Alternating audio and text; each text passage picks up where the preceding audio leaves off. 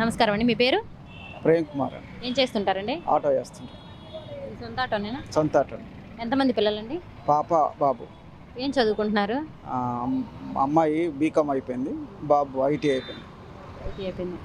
విద్యా దీవెన పడిందండి? ఏమండి విద్యా దీవెన పడిందండి? ఏమండి విద్యా దీవెన వచ్చిందండి? పడిందండి. ఏమేం పథకాలు వచ్చినాయండి ఇంట్లో? విద్యా దీవెన పడింది, ఆటో 10,000 వేస్తారు కదండి జగన్ గారు, అది కూడా పడింది. మరి ఆటో 10,000 వేస్తున్నారు కానీ నెలకి 20,000 రాస్తున్నారు కేసులు అని చెప్పేసి అంటున్నారు కదండి. 20,000 ఎందుకు రాస్తారు? రాయట్లేదమ్మా, ఎక్కడ రాయట్లేదు. నేను దగ్గర 23 సంవత్సరాల నుంచి వేస్తున్నాను. నాకు ఎక్కడ 20,000 రాసినట్టు ఎక్కడ కనిపించలేదు. అది ఆపోజిట్ వాళ్ళు ఏదైనా జగన్కి వ్యతిరేకంగా చెప్తున్న వాళ్ళు తప్ప, నేను ఆటో విన కదా, నేను కూడా చెప్పాలిగా. నాకేం జగన్ వ్యతిరేకం కాదు, నేను చెప్పాలి కదా. 20,000 40,000 అవన్నీ అవాస్తవం. అంటే ఇప్పుడు కేసులు అసలు ఎందుకు రాస్తారండి? కేసులు ఎందుకు రాస్తారు?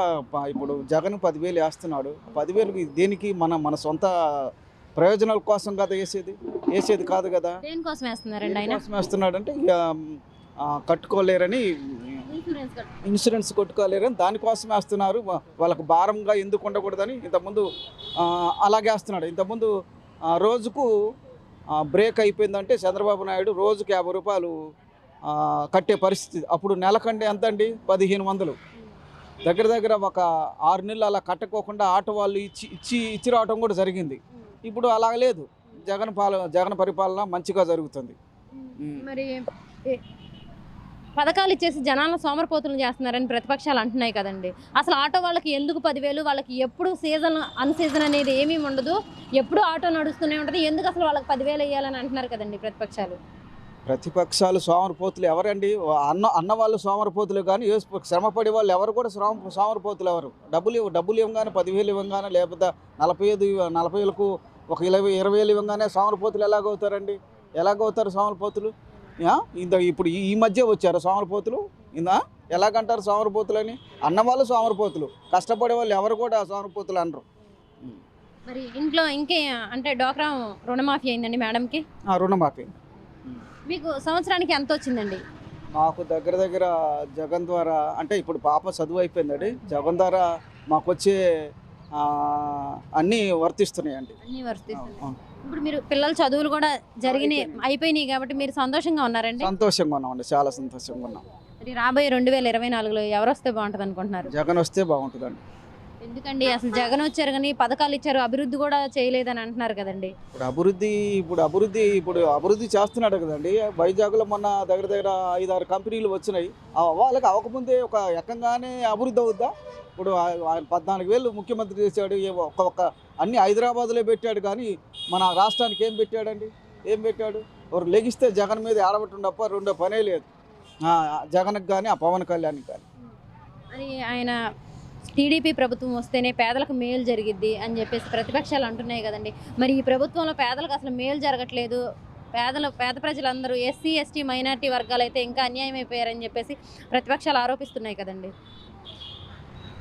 టీడీపీ ప్రభుత్వం వస్తే ప్రజలకు, మధ్యతర ప్రజలకు అన్యాయం తప్ప, వాళ్ళు అంటున్నారు వాళ్ళకు న్యాయం జరిగిద్ది, కానీ మధ్యతరగతి వాళ్ళకు మహా కష్టాల్లో పడతారు. ప్రతి భారం, ప్రతి పైసా చంద్రబాబు నాయుడు వేసేది. ప్రతి పోలీసులను కూడా రుద్దుతాడు, పోలీసులను కూడా శ్రమ పెడతాడు. ఆటో వాళ్ళ మీద పడండి, కట్టండి, వాళ్ళు ఇచ్చే డబ్బులు తీసుకొని మీరు జీతాలు తీసుకోండి అని కూడా అనేక మార్లు అన్న సందర్భాలు ఉన్నాయి చంద్రబాబు నాయుడు. వాళ్ళు బాగుపడటం తప్ప ప్రజలకు ఎలాంటి ఇబ్బంది ఉండదండి, ఎలాంటి నష్టం ఉండదు. వాళ్ళు వస్తే నష్టం. జగన్ వస్తే మళ్ళీ ప్రజలకు లబ్ధి చేకూరుస్తుంది తప్ప, వాళ్ళు వస్తే ఎట్టి పరిస్థితుల్లోనూ శ్రమేనండి, అందులో నో డౌట్. మరి చంద్రబాబు నాయుడు గారు కూడా 14 ఏళ్ళు సీఎం చేశారు ఆయన. మరి ఇంతకంటే పథకాలు ఇస్తామని కూడా అంటున్నారు. మరి ఎందుకని ఈసారి ఆయన చూడరా జనాలు? జగన్ ఇస్తుంటేనే శ్రీలంక అవుతుంది అన్నాడు. మరి ఆయన ఇస్తున్నప్పుడు ఏ లంక అవుద్ది? పాకిస్తాన్ అవుద్దా? చెప్పండి, ఏమవుద్ది? నేను సంపద సృష్టించి జనాలకు పెడతానంటున్నారు. ఇప్పుడు జగన్ ఏమో అప్పులు చేశారంటున్నారు కదండి. సంపద ఎక్కడి నుంచి సృష్టిస్తాడండి? హెరిటేజ్ నుంచి ఏమైనా తవ్వుకొని వస్తాడా? లేకపోతే వాళ్ళకి జీతాలు ఏమైనా తీసుకొచ్చి ప్రజలకు ఏమైనా పెడతాడా? ఎలా పెడతాడు చెప్పండి? కంపెనీలు అంటే ఆయన ఐటీ బాగా తెలుసు ఆయనకి, ఆయన బాగా విజన్ ఉన్న నాయకుడు. ఆయన రాగానే పరిశ్రమలు వస్తాయి, వెంటనే సంపద వస్తుందని చెప్పేసి అంటున్నారు కదండి. ఆయన వస్తేనే గనుడు కాదండి, ఆయనే గనుడు కాదు. ఇవాళ ఉండొచ్చు, రేపు పోవచ్చు. ఇప్పుడు ఆయన సపోజ్ ఆయన ఈ కాలం గడిచి వెళ్ళిపోయాడు అనుకోండి, తర్వాత ఇక ఎవరు తీసుకొస్తారు? ఎవరి మీద ఆధారపడాలి? ఆయన అదేం కాదండి. జగన్ కూడా ఆయన కన్నా మించి 100%, 99% జగన్ మంచి పరిపాలన చేస్తున్నాడు. ఆయన వస్తే మాత్రం మళ్ళీ ప్రజలకు ఇబ్బందేనండి. మరి ఇప్పుడు ఒకవైపు షర్మిల గారేమో కాంగ్రెస్ పార్టీలోకి వెళ్ళారు. మరి ఆవిడ కూడా ఇక్కడ పోటీ చేస్తారు. ఇంకోవైపు ఏమో టీడీపీ జనసేన కలిసి పోటీ చేస్తారు. ఒకవైపు బీజేపీ ఉంది, ఇంకోవైపు జేడీ లక్ష్మీనారాయణ గారు కొత్త పార్టీ పెట్టారు. మరి వీళ్ళందరితో పోటీ పడి జగన్ గారు మళ్ళీ సీఎం అవ్వగలరా? వీళ్ళందరూ జత కట్టుకొని ఇంకా ఎన్నెన్నో పార్టీలు ఉన్నా పెట్టుకొని కూడినా కూడా జగన్ ఈసారి 2024 100% ఖచ్చితంగా వస్తాడండి.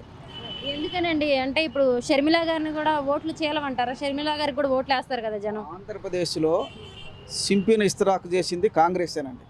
అందువల్ల షర్మిల వచ్చినా కూడా డిపాజిట్ కూడా రాదండి. లాస్ట్కి వెళ్ళిపోయిద్దామని అనుకుంటున్నాను నేను. మరి టీడీపీ జనసేన ఇద్దరు పొత్తులో వస్తున్నారు కదండి. మరి వాళ్ళు ఇప్పుడు టీడీపీ అంటే ఎప్పటి నుంచో ఉంది, ఏపీలో ఉంది కూడా, ఫేమ్లో ఉందంటే ఈ రెండే, వైఎస్ఆర్సీపీ అను టీడీపీఏ. మరి ఇంకోవైపు ఏమో సినీ ఫేమ్ ఉంది పవన్ కళ్యాణ్ గారికి, వాళ్ళిద్దరు కలిసి పోటీ చేస్తారు. ఇవన్నీ తట్టుకోగానే సీఎం అవ్వగలరు అసలు?